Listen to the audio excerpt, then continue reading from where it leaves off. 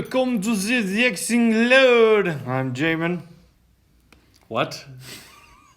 Everybody else understood it. I don't think anybody understood that. I'm Jamin. I'm Casey. And I'm Olivia. And Olivia is just eating a jar of jelly. Yeah, and?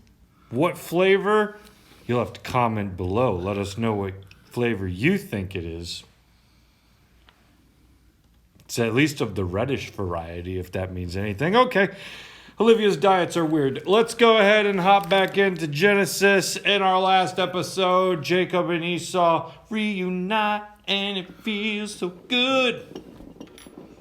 I don't know that song in context or what it means. So, anyways, Jacob and Esau get back together, and then I'm starting to understand the context now from your laughter. And then they split up. Basically, Jacob says, "Oh, no, you go ahead, I'll catch up." And then the next part of the story is Jacob goes a different route. So it kind of seems like... So wait, you're telling me they reunited, And then it feels so good. then they split up again. Oh, yeah, but he told him he was coming, and then it seemed like he went to Canaan. So he was there, then he was back again? Are you trying to do a He's Lord of the trying to- Rings he's- reference? Yes. trying to- It's not good, man. You got to work on your connections. Okay. Listen, you just do random reunited and it feels so good. Like, I was just doing a random thing too. Nope, not good enough.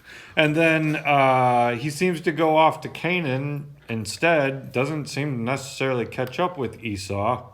So it makes you think, wow, we thought Jacob was maybe kind of turning over a leaf in some ways. Things were going well. And, then he wrestled with Jesus. That was a whole episode we did. You can go watch that. And basically was like, bless me. So it's like, oh, well, this seems odd. And now he's like, okay, Esau, I'll catch up. And then he just goes another way. So it's like, is there still a bunch of Jacob that needs some growth? Is he still afraid somewhere his brother's going to kill him, even though his brother was clearly just like the greatest reaction you could have expected? Bro, I love you. Where you been? I'm not going to kill you. So anyways, who knows? But here's then a little narrative that happens that I think we've seen before. We've been through a lot in Genesis, so search your memory banks. Where have we seen something like this before? Jacob came safely to the city of Shechem. And I think when we say that, we're not saying like the city of Shechem. We're saying the city where someone named Shechem lived. He's an important character. Or an anti-important character. I'm not sure. A villain. We'll see in the next episode. But he comes to the city of Shechem, which is in the land of Canaan, on his way from Padan Aram in Tatooine, and he camped before the city. I don't think that took place in Tatooine. And from the sons of Hamor, Shechem's father, so again, Shechem is a person, he bought for 100 pieces of money the piece of land on which he had pitched his tent. There, hey, you said it right. There he erected an altar and called it El Elohe Israel, which would mean El is God, so God, the God of Israel, is what he calls the altar. Does this feel familiar from any territory we've already perused through? I mean, the Tatooine part is ringing some bells, but other than that, It's the only thing that shouldn't have rang any bells. We saw a character buy a piece of land in Canaan before. Yes. yeah, Abraham. Abraham, right. And what was the big deal we made of Abraham at that time? He bought land to bury his wife. Bury Sarah, and then eventually he would be buried as well. So we've seen Genesis kind of have a lot of like mirror images throughout it. Maybe at this point, Jacob is buying his own land where he'll pass away. I'm not sure that that's ever explicitly stated, but since we've seen so many connections between narratives, maybe this could be that. I mean, is he trying to become neighbors with Esau in a sense? Well, no, because he went a different direction than Esau. Esau went back to Seir, but Jacob journeyed to Succoth and built himself a house. Which, you just gotta wonder, like, yeah, I'll catch up in a bit. I'm gonna go over here and build a house. It's been 84 years. What happened? Oh, there was a storm. It took a while to catch up. I got lost. I was stranded on the Couldn't ask desert for island. directions. Us men. It's 84 years worth of, so. But I don't know. It just I feel like there's not enough meat to like figure out the reasoning behind him. Just like, oh, see you later, peace. Like, I'm out. Like, it just, I don't know. It somewhat matches his character. I mean, unless the Bible's just like skipping over some narrative, like, we don't need to tell them about all of that. But I don't think it is, because it says Esau goes to Seir, but Jacob journeyed to Succoth. So it doesn't seem that way. But I would wonder if part of the meat here is Esau goes one route towards something not explicitly connected to Canaan. And Jacob, who's got the blessings of receiving the land of Canaan one day through his grandfather Abraham, and his descendants will one day have it, he goes towards Canaan. So you see him venturing forward to the land that's been promised to him. And then just like Abraham, at the end of his life, after never receiving any of this land that God told him he was going to get, Abraham legally buys a piece of land at the very end of his life, right? And it's like, wow, Abraham, in the last moments, finally owned just a little piece that his descendants would own. Is this continuing to comment in that direction? Where it's like, hey, maybe now See, I don't Jacob feel like owns it, just a because I little feel piece of like that the land. story of Jacob, like, we're not at the end of it yet. Like, it still has him as like the head of the patriarchy. Still hasn't. He's got some time, yeah. Yeah. Because he's not going to die till Genesis 49, which is the very end of the book. Yeah. So it's like we still have some time here, because, I mean, for those that have read ahead, we know when his death is. So like, And this is the point where you. is like the Bible trying to fast forward, then it comes back as a flashback. Well, so we're about to get into Joseph's story, and that's Right. going to take up Most of it. most of the rest of it. So we're not not towards the end. But Well, he's So- soon no longer going to be the main character. Yeah. So I think maybe what's happening is we're switching over characters now. And because we're doing that, it's giving us this piece for the end of Jacob's story. That way we know how his story wraps up. Even though he's not actually ending yet, he's going to continue to be a part. It's no longer necessarily about him. So they want to skip forward to that and throw it in there before the rest of it happens. Yeah, and if this is a place where his burial might one day be, if it's mirroring Abraham's story, then it would make all the more sense that we're reaching kind of like a end Right. piece of the story. But either way, he ends up here in Canaan, and I'd wonder if just as Abraham had this like probably mild celebration of I finally have a piece of the land that was promised to me, does Jacob also now see the echoes of God's promise to Abraham now in his own life? Wow, now I have a piece of land that was promised to my family. You could also go a negative route where God promised he would give them the land, and They bought it with their own money instead. some would say both of their stories go that route.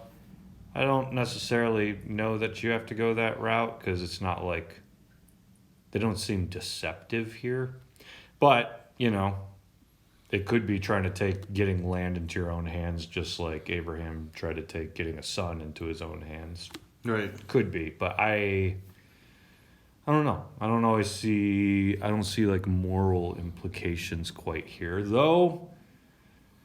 Then you gotta wonder, because the story where this is going to lead is abundant with lots of moral implications. So that's our next episode. But I thought one of the things that, before we wrap up, I just wanted to remember, like, the extent to which God's promise goes about this land. You know, for Abraham, it's look out there. Actually, Abraham, this is interesting. We should probably mention this because, again, we have bookends. When Abraham first ran into God, where did I leave that passage? It's just 33:18 is where we currently are.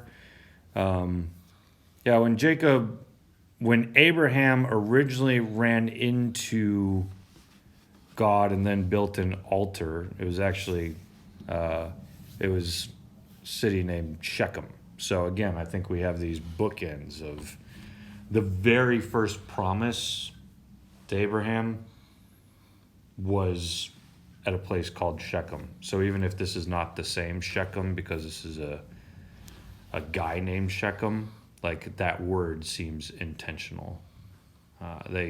Abraham looked at all that land and God said, to your offspring I will give this land. That's all the more reason I might think that for Jacob, like he's buying this land, they're further cementing the promise that God made a long time ago, right? But by the time of the New Testament, that promise evolves, all the much more so. We don't just inherit Canaan. What do we inherit from a Jesus perspective? The earth. The earth, yeah. Blessed are the meek, for they shall inherit the earth. Which the people who inherited Canaan certainly didn't do it through meekness, but through Jesus and through a New Testament Jesus context. Christians, through their pacifistic ways of following the Holy Spirit, eventually inherit not just the land of Canaan. That promise has now been multiplied through Jesus. We inherit the resurrected world. And I think that's huge and crucial because, like, I even think from like a poor man perspective, like I get made fun of because I ain't seen much of the world. Where you guys been? I've been to Florida once. I've been to Florida. Okay, I've been to Florida. If that's as far as you've been, apparently I have seen much of the world in comparison to Olivia. But 11 countries, 4 continents. all right, well, Yeah, you're a there we missionary. go. You're a missionary kid. You're an MK. Of course, you've seen a lot of the world. I mean, yeah. I mean, the only time I really left was the Bahamas, which apparently is owned by the States, wherever I was. So I didn't leave the States.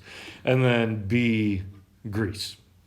So I haven't seen much of the world, but I like to imagine that even though I may not get to experience much of it today, in the resurrected earth, I'll have the ability to teleport wherever I want.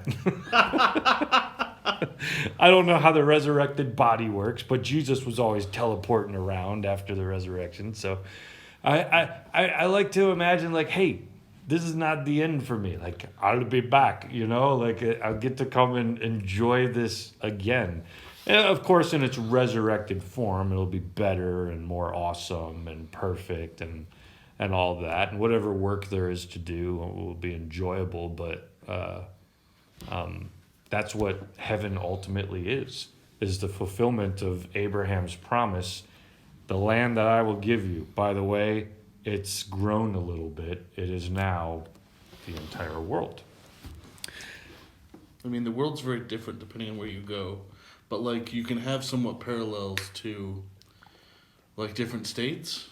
Mm-hmm. Like, I've also been to, I think, 42 states.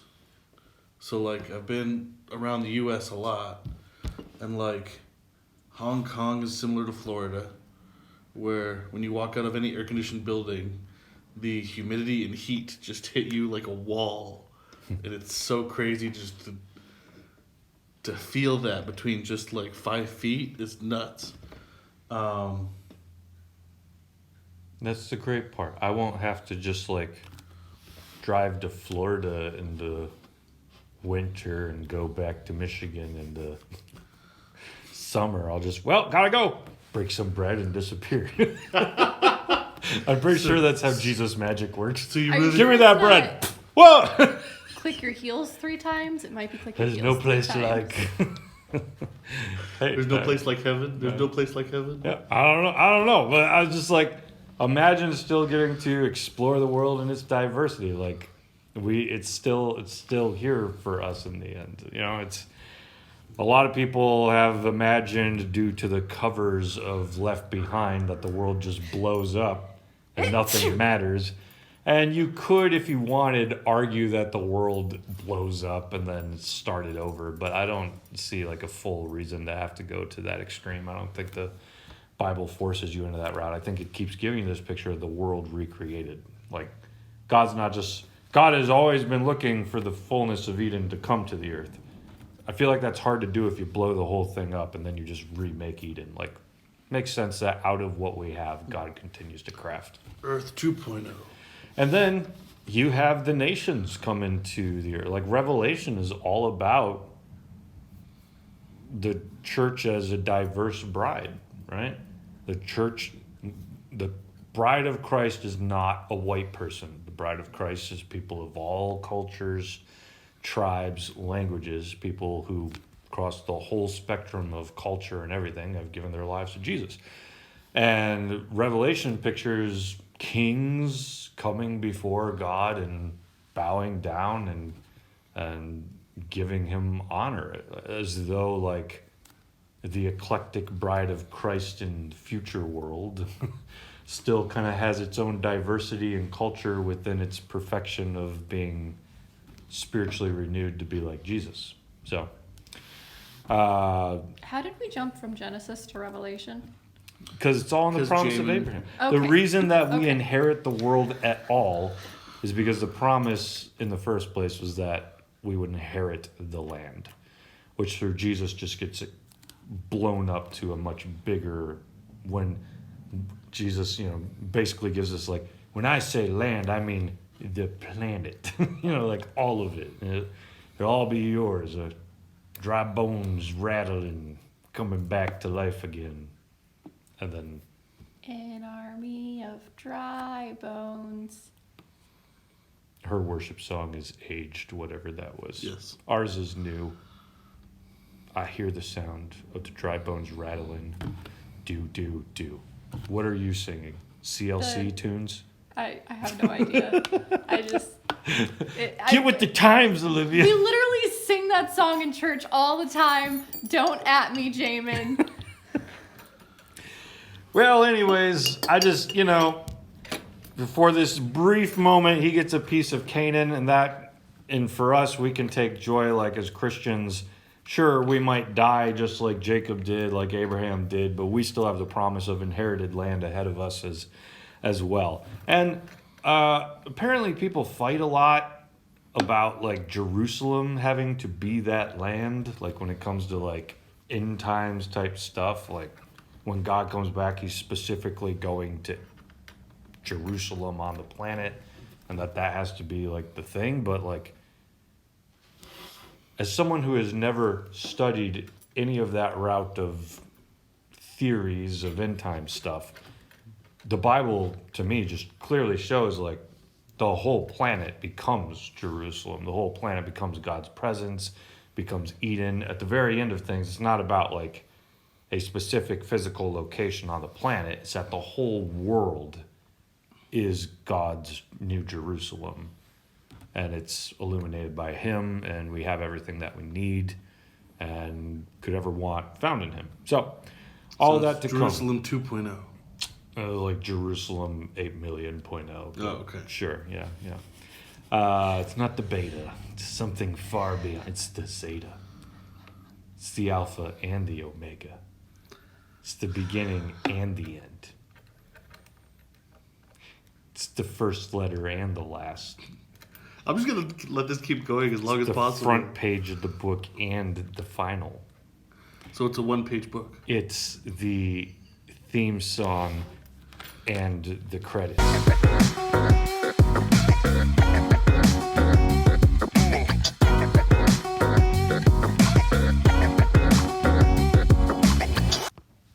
When you guys hear those worship musics about armies of dry bones, do you ever imagine dry bones from Mario? Because everyone in my house does, and it's like an ongoing gag we have.